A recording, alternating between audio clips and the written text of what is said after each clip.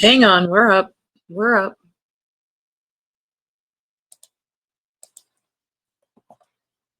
Halfway through our showtime, but we are up. Well, that was a bother.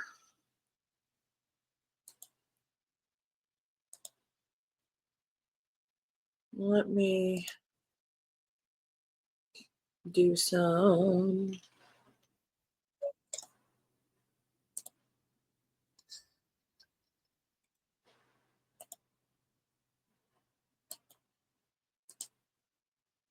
much technical stuff here. All right. Here we go. Here we go. Let me get the Amazon stuff up again. We can look at a few for about 10 minutes, maybe a little longer. Um, all I have to do is stop by the post office on the way to work. But ooh, I'm hoping it won't be slippery. We had rain yesterday and now it's below freezing. I'm hoping it dried enough. All right. Well, that was a weird. Hello. Welcome, welcome back to Bookeemonsters. It is Wednesday, November the 13th. We're going to look at some romances. We had some technical connectivity problems. I had internet, so it looked like it was on the StreamYard side, the program that lets us have a show. All right, first up, today's romance. Quick announcements. I don't have any sprints tonight. We will have them tomorrow night. Queen's Game by Catherine McGee. We'll do I won't read the whole paragraphs, perhaps. In the last glittering decade of European empires, courts, and kings, three young women are on a collision course with history and with each other. Alex of Hesse is Queen Victoria's favorite granddaughter, so she can expect to end up with a prince, except that the prince she's falling for is not the one she's supposed to marry.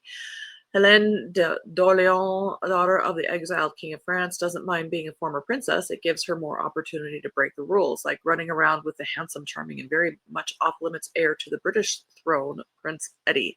Then there's May of Teck. After spending her entire life on the fringes of the royal world, May is determined to marry a prince, and not just any prince, but the future king.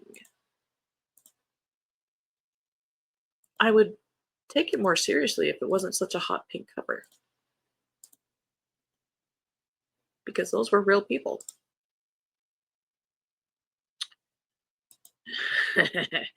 I just didn't give up.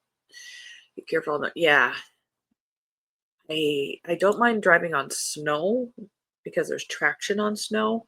It's when there's ice or ruts. I hate. Prep for show is progressing, but not very quickly. Don't like beating under pressure, or for that matter, doing anything else under pressure anymore. Those days are done. Indeed. Well, this is a nice way to clean out all the stock. Bring everything. Like Cats and Dogs by Lizzie Shane, 6 in the Pine Hollow series. Magda Miller's feud with rival baker Mackenzie Newton is so old, folks in tiny Pine Hollow, Vermont forgot how it started. But Magda remembers. 10 years ago, she offered Mac her heart. Instead, he ran off with her grandmother's maple cake recipe. Now Mac traipses all over Magda's baking territory, just like his oversized tabby keeps sneaking into her house to claim her dog's favorite bed. So when Magda gets the call to compete on the Great American Cake Off, she's thrilled to finally shine in a Mac-free zone. But when she arrives on set, her devilishly handsome nemesis is already there. Of course.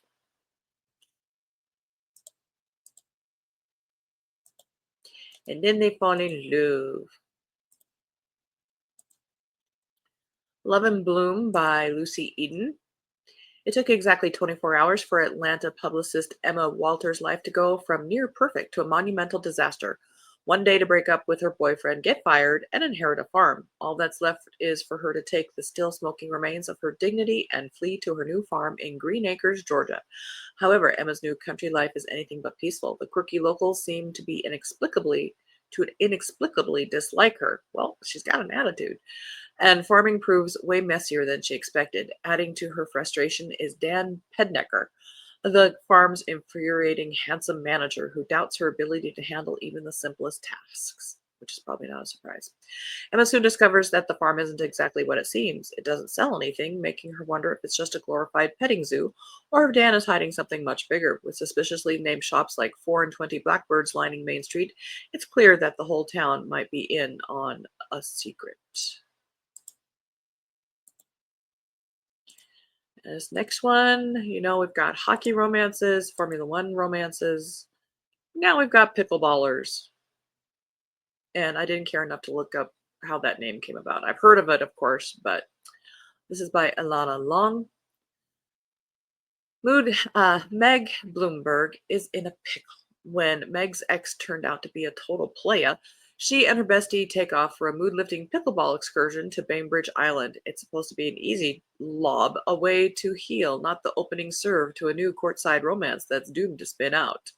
Can we put it anymore?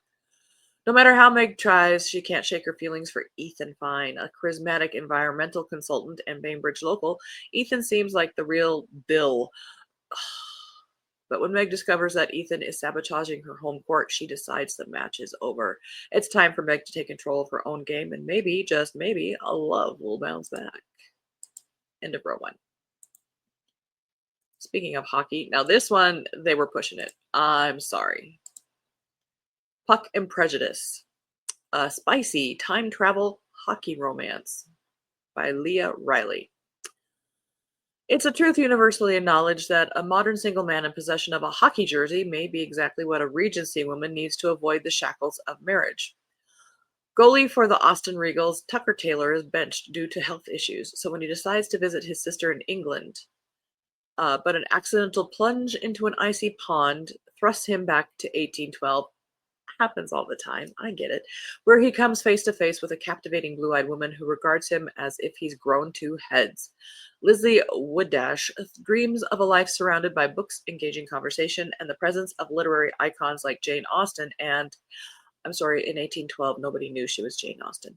Nary a husband in sight, but in Regency England, only widows like her cousin Georgie enjoy freedom and solitary pursuits, unencumbered by expectations. The only way to quickly become a widow is by marrying a dying man or killing a perfectly healthy one, neither of which Lizzie desires, etc., etc.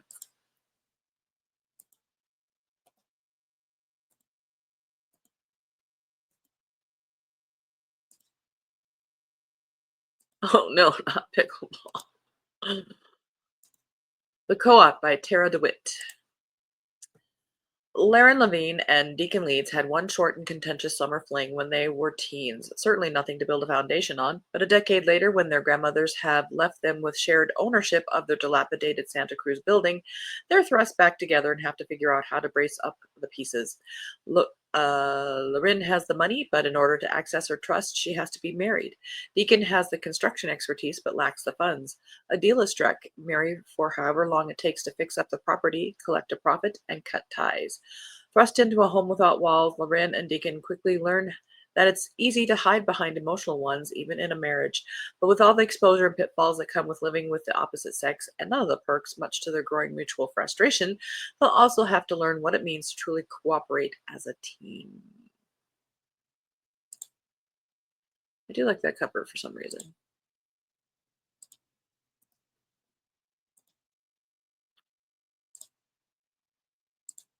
Time and Tide by J.M. Frey. When Sam's plane crashes catastrophically over the Atlantic, does a plane crash into the Atlantic not be catastrophic? It defies all odds for Sam to be the sole survivor, but it seems impossible that she's rescued by a warship in 1805. With a dashing sea captain as her guide, see, water. Water is time travel, apparently, today. She begins to find her footing in a world she's only seen in movies. Then Sam is betrayed. At the mercy of the men and morals of the time and without the means to survive on her own, she's left with no choice but to throw herself on the charity of the captain's sisters. She resigns herself to a quiet life of forever hiding her true self. What she doesn't expect is that her new landlady is Margaret Goodenough. The world-famous author, whose yet-to-be-completed novel will contain the first lesbian kiss in the history of British literature, and a clever woman, clever enough to know her new companion has a secret. As the two women grow ever closer, Sam must tread the tenuous line between finding her own happiness in a place where she doesn't think she'll ever fit in and possibly accidentally changing the course of history. I think I missed the Christmas rom-coms. I didn't think I'd say that.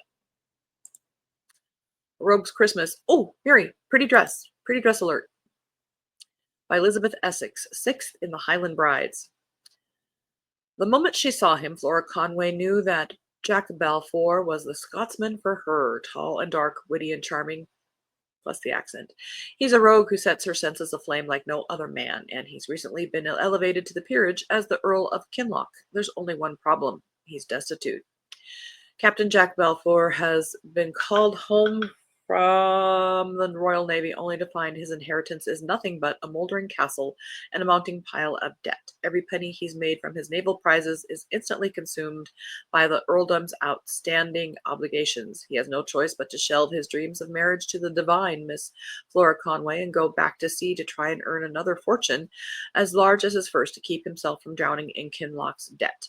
But Flora is the sort of lass who won't take no for an answer. Her outrageous proposal might just be the most roguish of them all. He has a shirt on, but it's quite unbuttoned. End of row 2. The alarm has set, but we're going to keep going for a couple more minutes. April Storm by Layla Meacham.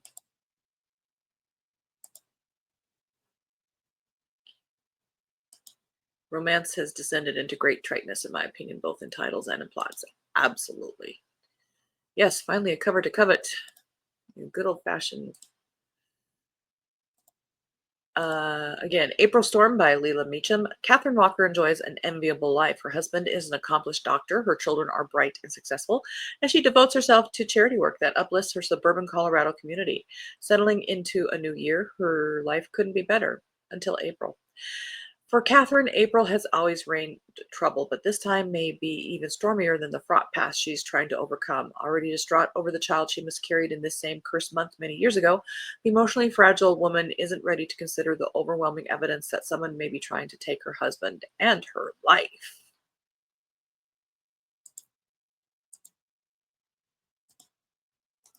Hardly Strangers, with a really crappy cover, by A.C. Robinson.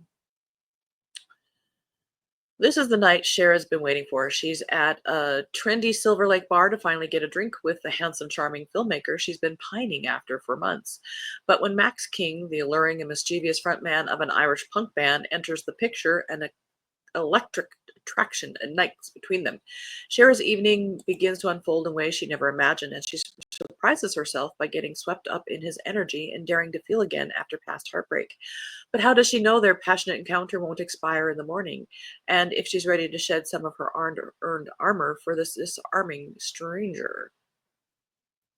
And they do this in only 160 pages. It's a fast romance.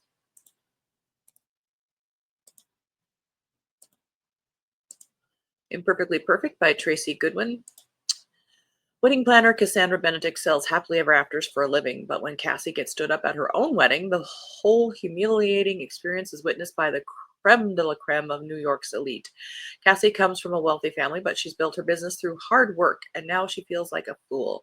She's walking down the road in her ruined dress, carrying her beagle decked out in his bridesman tutu, when who should offer her a ride but her ex-college boyfriend, Andrew Steele. Just great.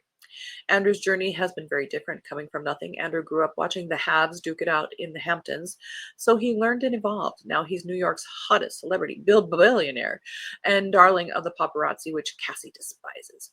But Andrew proposes a mutually beneficial fake relationship that could save her pride and her business. Their sizzling chemistry notwithstanding, bad boy Andrew Steele definitely has the game to pull it off.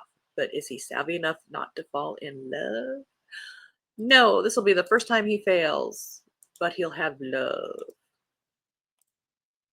Open-minded, like we are, by Chloe Seeger. Didn't spend much on the artist for that cover. No. After 9 years of dating, Holly is sure her boyfriend, Will, is going to propose, but instead of popping the question, he shocks her by suggesting they open their relationship to date other people. For the last 3 years, Fliss and her boyfriend, Ash, have been in a happily open relationship, but now that they're turning 30, he wants to close it, throwing Fliss's whole ethos of life living living life on her terms rather than society's expectations into question. When Fliss overhears Holly crying in the toilets during her first date in 9 years, they decide to ditch their dates and have dinner together. They strike up an instant friendship, with Fliss agreeing to teach Holly everything she knows about being in an open relationship, while Holly, who's been with one person for almost a decade, can help Fliss try monogamy. Fliss is willing to give up dating other people if it means staying with Ash, and Holly is willing to try anything if it means she gets her happy ending with Will. But perhaps both Fliss and Holly will learn there's no one size fits all when it comes to relationships. You know what? Leave them. End of that row. Let's start dating other people. Yeah, bye. The Forgotten One by Catherine Bybee. Second in the Heirs series. Sarah McNeely is a rare find in the tabloid industry. She won't ignite gossip. She finds the truth, and for once, that's what her boss wants. With her job on the line, Sarah's latest assignment is to identify the elusive Maximilian Smith, unearth his connection to the billionaire Stone family, and dig up some dirt. Yesterday, Max was an ordinary working man concerned with little more than the price of gas. Now he suddenly has a family, jaw-dropping wealth, and an avid, if clumsy, reporter on his trail. With the press threatening to destroy his new life, he needs to release his real story strategically, and Sarah is the key, not to mention adorable yet invaluable resource for finding his mother. As Max and Sarah team up to peel back the ugly layers of Max's past, they stumble heart first into their fiery attraction. But when their research threatens their newly built trust, it's their future that is on the line. I gotta get going to work here.